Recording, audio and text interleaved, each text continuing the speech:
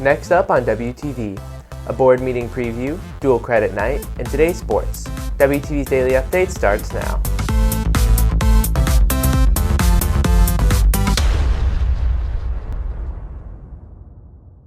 Hey there, Red Hawk Nation. Today is Tuesday, January 11th, and I'm Cooper Ragle with today's Daily Update, brought to you by Wingspan TV. The Frisco ISD Board is going to hold their first meeting of the year tonight. WTV's Karina Grohoskaya has a preview on the event. Frisco ISD is holding its monthly school board meeting tonight at 6:30 in the Administration Building.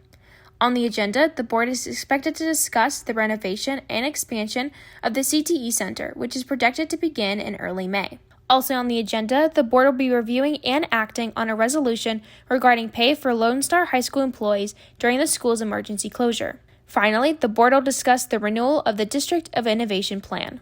Reporting for WTV, I'm Karina Grohoskaya. Students who are looking to gain both high school and college credits can look forward to Frisco ISD's dual credit night. But before students pick their classes for next year, there's some information you may want to know. WTV's Ramtin Kathai explains. Frisco ISD is holding a dual credit night through a webinar on Zoom tomorrow night from 6 p.m. to 7 p.m. The presentation will provide more details about dual credit, how it works, and ideally will give students all the information they need before deciding whether to sign up for a dual credit program. Senior Brooke Miller attended the presentation before and said it provided valuable information. I'd say the most helpful information that you get at dual credit night is how to register, how to pay for classes, how to find good professors. I definitely went into a lot of research on which professors would be good to use, and because that really makes or breaks your class is your professor and how easy the course will be. So I would definitely go to dual credit night to learn how to register for classes. There are several dual credit options, including taking classes at Collin College, taking classes here on campus with a college professor, or taking classes at UNT Frisco. For Miller, taking dual credit is better than taking an AP class. You don't have to take an AP test at the end of the year like AP classes, and I think it's overall easier than AP classes in my experience. Whenever I do an AP class, it's normally pretty hard. Well, it depends on your teacher, and my experience with dual credit, especially taking online last year, it was much easier. Students interested in the meeting need to RSVP at friscoisd.org in order to get a link to the webinar. Reporting for WTV, I'm Ramtin Kathai. For 2 years, the world has been navigating its way through a global pandemic that's presented numerous challenges for almost everyone. But for those in Frisco ISD, there's a chance to learn more about making it through, courtesy of the pandemic presentation tomorrow. WTV's Audvik Dixit has the story. Many new resources have become available since the start of the pandemic to help adults cope with the numerous mental health issues that have arose for themselves and their loved ones. One such resource is the book Pandemic Population, written by Tim Elmore. And tomorrow night, the district is offering parents and students the chance to hear straight from the author. Frisco ISD Counseling Services Coordinator Angie Williams loves how the book reels in a topic like post-traumatic stress. And so it talks about how parents can help their students navigate the pandemic and what they've been through.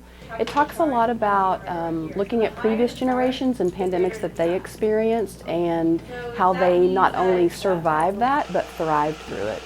And so one of the things that I like the most in the book is where it talks about post-traumatic stress versus post-traumatic growth, and how we can, while acknowledging and empathizing with students who have been through this, also see the growth opportunity in thriving. The presentation arises from a rise in mental health issues throughout the district. I feel like what we've seen is a rise in mental health issues with students. We've seen a lot more hospitalization of students for mental health issues, and so we're trying to do everything we can to give parents tools. The presentation is also for staff, and so just to help give people tools that they can use in working with our youth who've experienced the pandemic. To RSVP for Tim Elmore's presentation, you can go to the Frisco ISD website and look for Pandemic Population under Events. The presentation will take place through Zoom tomorrow from 6 to 7:30 p.m. Reporting for WTV, I'm Audvik Dixit. WTV's Luke Martin brings you a preview of girls and boys basketball on today's Sports Minute. On Friday, boys and girls basketball traveled to Reedy to take on the Lions. The boys took a 69-56 loss to the Lions. On the girls' side, the Redhawks were able to find success as they beat the Lions 39-25. Both teams will travel today to Memorial High School to take on the Warriors, with the girls tipping off at 6:30 and the boys at 8. The boys and girls soccer teams ended their weekend tournaments and will take on Memorial tonight, with the girls kick off at 5:30 at Memorial High School and the boys at 7:30 at the Nest. Reporting for WTV, I'm Luke Martin. If you're looking for more from Wingspan, you can follow us at Liberty Wingspan on Twitter, Instagram, and Facebook, or visit our award-winning website, libertywingspan.com. And now for today's announcements.